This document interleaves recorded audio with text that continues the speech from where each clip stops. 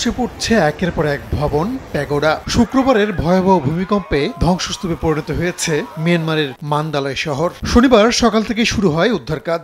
একে একে উদ্ধার করা হয় হতাহতদের। অন্যান্য শহরও একই অবস্থা। দেশটিতে মৃতের সংখ্যা 10,000 ছাড়িয়ে যেতে পারে বলে শঙ্কা প্রকাশ করেছে যুক্তরাষ্ট্রের ভূতত্ত্ব জরিপ ও গবেষণা সংস্থা USGS। ক্ষয়ক্ষতির পরিমাণ ছাড়াতে পারে $1,000 কোটি। এ অবস্থায় আন্তর্জাতিক সাহায্যের জন্য আবেদন জানিয়েছেন মিয়ানমারের জান্তা প্রধান। এরই মধ্যে উদ্ধারকারী দল পাঠিয়েছে রাশিয়া ও চীন। ভারত সহ বিশ্বের বিভিন্ন দেশ সহায়তা পাঠিয়েছে।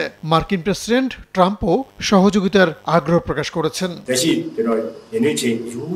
যে কোনো দেশ, বিদেশি সংস্থা এবং দেশবাসী সকলের প্রতি সাহায্যের জন্য এগিয়ে আসার আহ্বান জানাচ্ছি।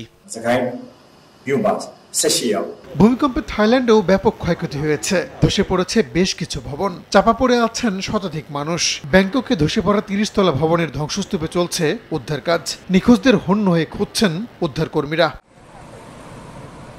স্থানীয় সময় শুক্রবার দুপুরে মিয়ানমারের 7.7 মাত্রার ভূমিকম্প আঘাত হানে। এর উৎপত্তিস্থল ছিল দ্বিতীয় বৃহত্তম শহর মান্দালয় থেকে 17.2 কিলোমিটার দূরে, মাটির 10 কিলোমিটার গভীরে। এই ভূমিকম্পের আঁচ লাগে চীন, ভিয়েতনাম, ভারত ও বাংলাদেশেও। রাহানুল রানা, সময় সংবাদ।